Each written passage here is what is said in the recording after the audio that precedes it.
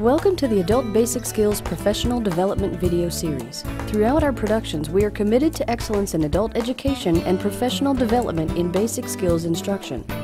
The goal of this video series is to improve the effectiveness and quality of instruction through focused professional development.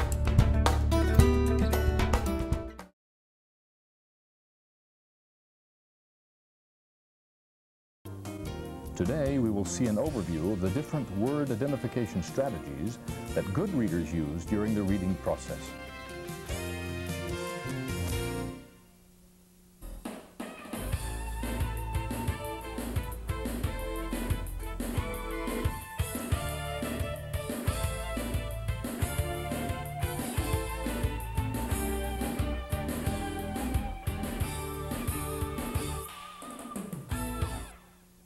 Words, words, words.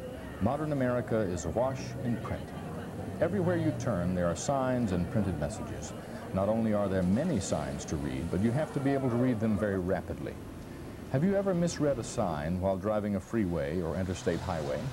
It's frustrating, and it can be costly.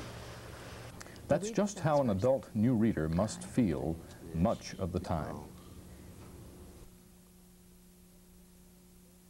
A spoken or written word is used to communicate meaning. A word is an arbitrary label which we give to a concrete object or an abstract idea. An adult who reads well has a very large sight word vocabulary. A sight word is a word which a reader recognizes instantly as a whole word. The reader can pronounce it and knows its meaning. It is much like seeing the face of a friend in a crowd of people. You recognize the face, and you immediately remember a lot of information about your friend. The instructor should always begin with word meaning when introducing a sight word to a reader. A sight word is much more easily recalled by a reader when it is meaningful to him. An adult new reader has a very limited sight word vocabulary. An insufficient sight word vocabulary results in labored, word-by-word reading. It also results in poor comprehension. Building sight vocabulary is one of the fastest ways instructors have of improving both a reader's fluency and comprehension.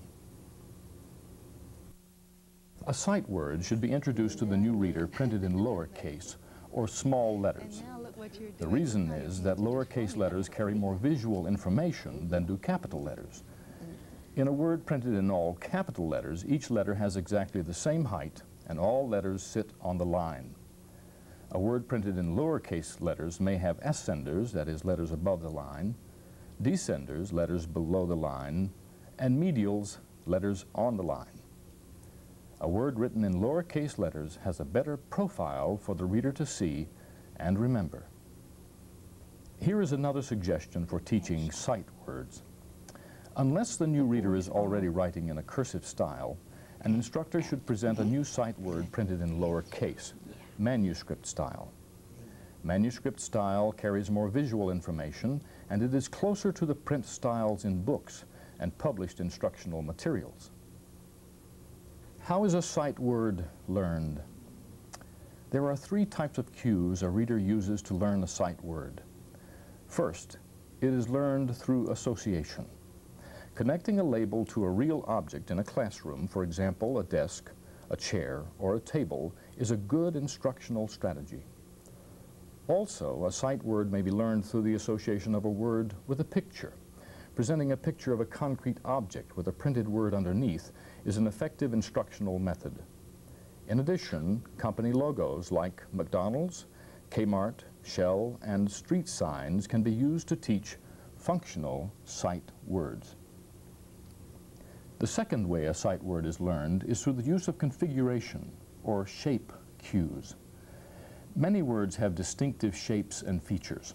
For example, happy, apple, and zigzag are words with rather unique shapes or configurations. By outlining a word and calling attention to its configuration, the instructor presents the reader with more visual information which will aid in his recall of the word. Third, word length is a cue a reader may use to remember a sight word. An unusually long word is easier to remember than a short or average length word.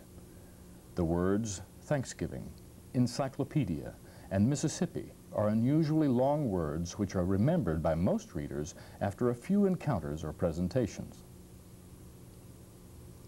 Sight words could be used by almost any student at any time. They're especially useful for those beginning readers who maybe don't have a lot of the other skills of breaking words apart yet, haven't learned all those skills. And a sight word is something that they have as a whole that gives them meaning immediately. In my instructional setting, I work primarily one-on-one with students. So we use a lot of individualized words, a lot of high utility words, those words that are the sticklers, the these and theirs and that's, and also functional words that they use in the workplace or at home. We mix a lot of those up and use those as sight words.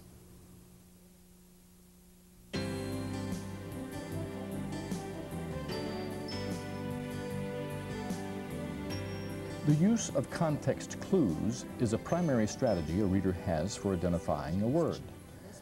Given an unfamiliar word in the sentence, a reader reads and examines the phrases and words before and after the unknown word.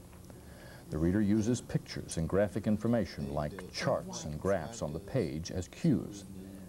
He may use some of the letters or word parts in the unknown word as cues. He uses the prior knowledge he has about the subject being read. Finally, the reader makes a prediction or inference in his head as to the unknown word and rereads the sentence, replacing the unknown word with his prediction or guess. If the sentence makes sense to the reader, he continues reading. If not, he continues making predictions until the sentence makes sense to him. I not only recommend that context clues be used, but I insist that it be used because all good readers use context clues. And it's just another strategy that's very important in the reading process. Context clues should be used by the instructor and taught to the new student immediately on the onset of reading instruction because the student encounters unfamiliar words almost immediately, and it's a way to deal with that by looking at the words around the unknown word and thinking about it and then making a prediction. A student then can often make closure using context clues.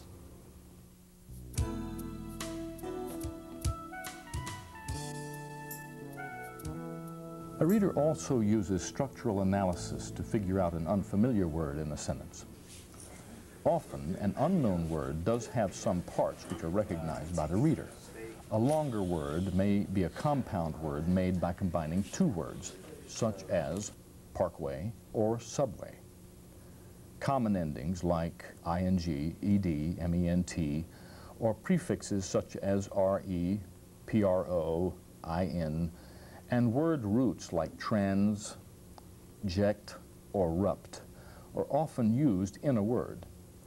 By recognizing familiar word parts like information, the word information can be identified and read.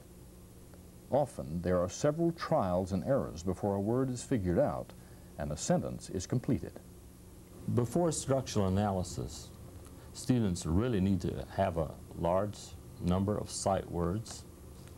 They need to be able to use context clues. And when they have mastered or have instruction in these, then they can move on to structural analysis.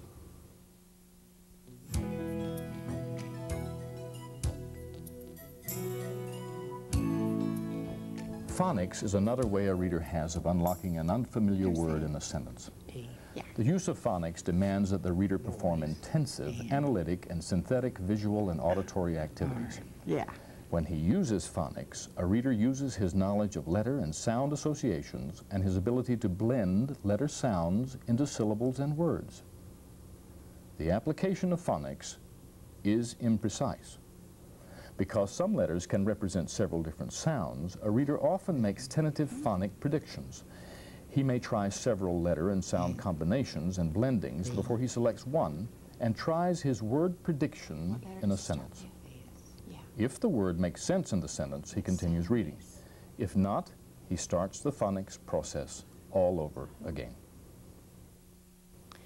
I start off with having them learn the letters of the alphabet. Whenever they can learn those, then they can learn to match the sounds with the letters that they have learned. From that, we move on into more advanced phonics, such as the CHs, SHs, the different sounds of the combined letters. Most all students could benefit from phonics instruction. As the student is a beginning reader, that can help them build on the words that they are learning and learn how to separate the words into the sounds.